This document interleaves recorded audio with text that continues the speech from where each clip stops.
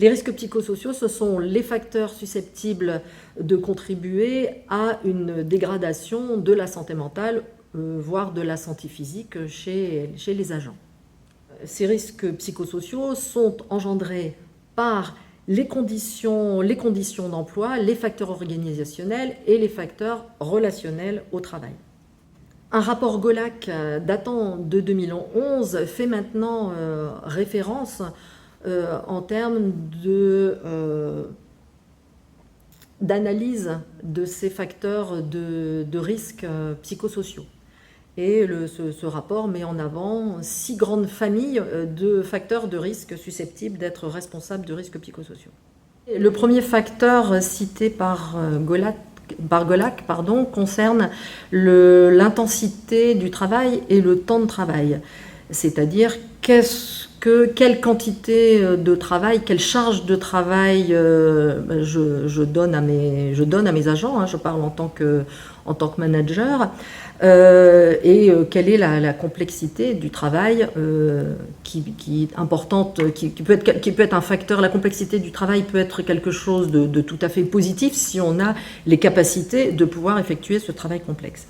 Concernant l'intensité du travail et la charge de travail, c'est important de parler soit de surcharge de travail, qui peut effectivement être source de travail, mais également de sous-charge de travail.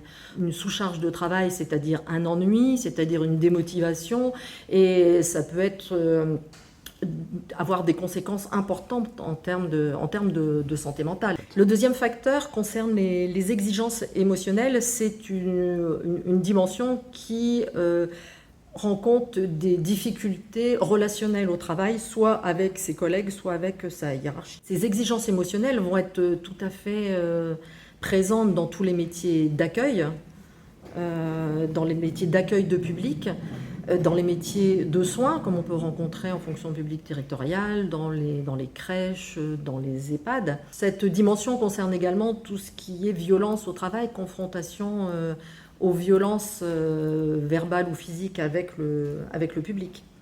Donc on va pouvoir constater des difficultés chez les policiers municipaux, les ASVP,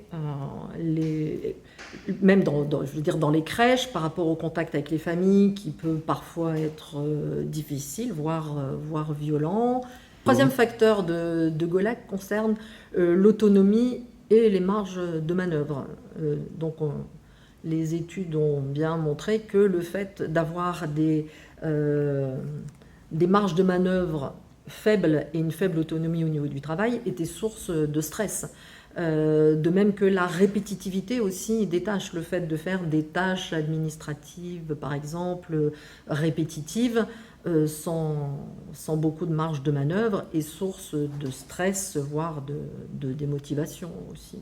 Dans cette catégorie, on évoque aussi l'avantage de développer ses compétences, c'est-à-dire le fait de ne pas avoir beaucoup de perspectives de développement de ses compétences et d'évolution de carrière est source effectivement aussi de stress, voire de souffrance au travail.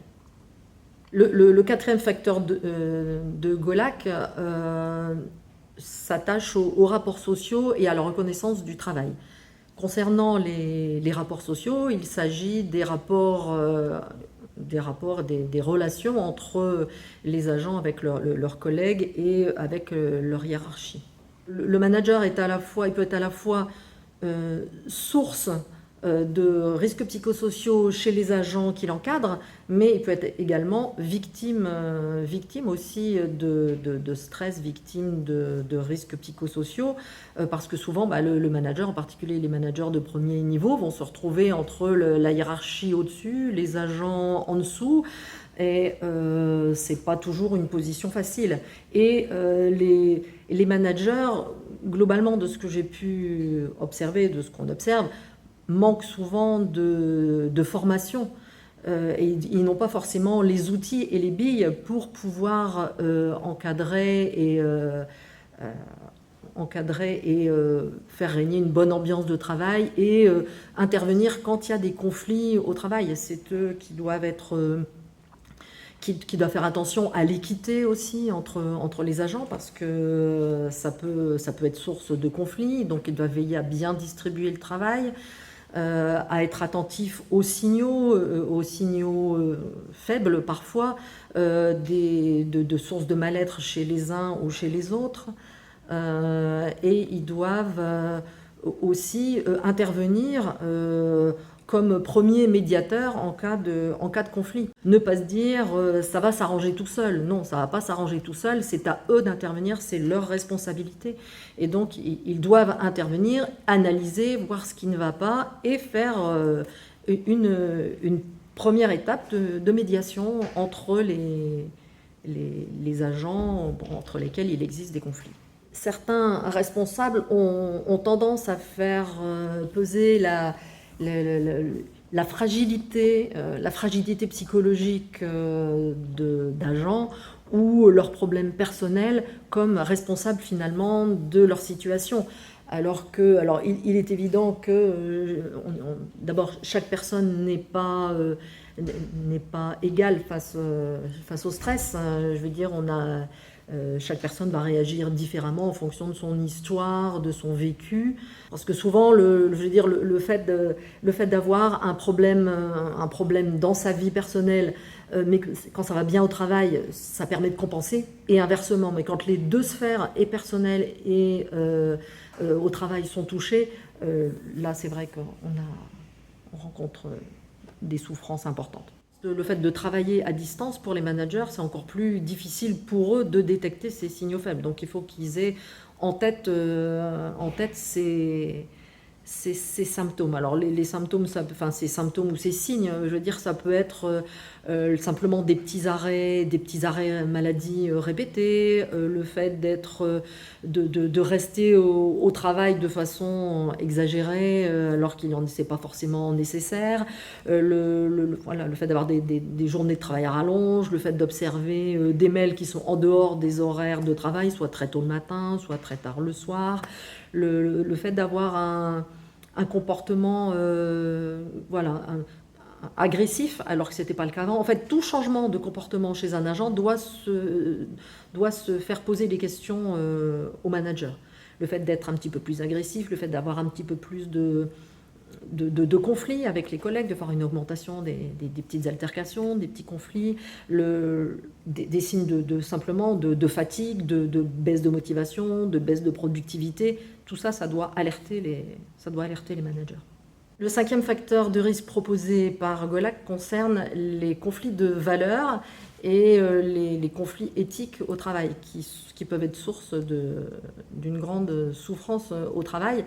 On parle notamment de qualité de travail empêchée, c'est-à-dire que du fait des contraintes diverses et variées qu'on peut avoir au travail, les agents ne vont plus être en capacité de produire un travail de qualité, ce qui va être source de souffrance pour eux.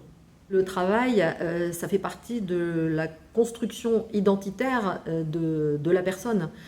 Et donc à partir du moment où on touche certaines valeurs qui sont liées à cette identité de la personne, ça peut être source de risques psychosociaux. Et dans les conflits de valeurs, ce qu'on peut retrouver, c'est à la fois donc des conflits éthiques, c'est-à-dire qu'on demande à l'agent de faire quelque chose qui ne correspond pas à son éthique, de faire un travail qui n'est pas de qualité, obliger l'agent à faire quelque chose qui n'est pas de qualité parce qu'il y a une pression temporelle, parce qu'il y a un manque de moyens.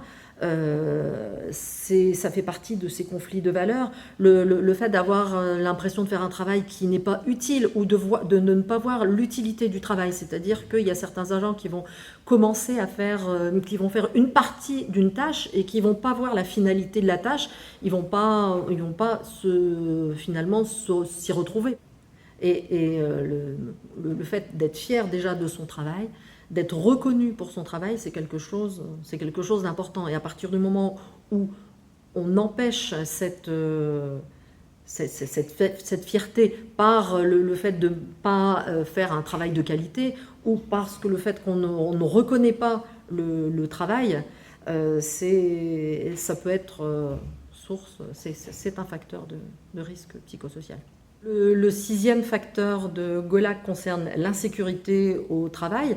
Alors, soit ça peut être une insécurité liée au fait que ce sont des personnes qui travaillent en contrat précaire et qui ont donc du coup une inquiétude par rapport à leur futur. Mais également, cette insécurité au travail, contrairement à ce qu'on pourrait penser, concerne aussi les fonctionnaires. Parce que des titulaires qui peuvent être tout à fait en insécurité du fait de changements organisationnels, par exemple. Et on sait que les changements organisationnels sont fréquents dans la fonction publique territoriale, du fait, par exemple, de changements d'équipe d'élus, notamment, ou simplement de changements de manager. Et les agents peuvent se retrouver en insécurité et en stress liés à ces changements organisationnels. Il y a certaines collectivités qui se sont mobilisées pour la prévention des risques psychosociaux, la formation de leurs managers.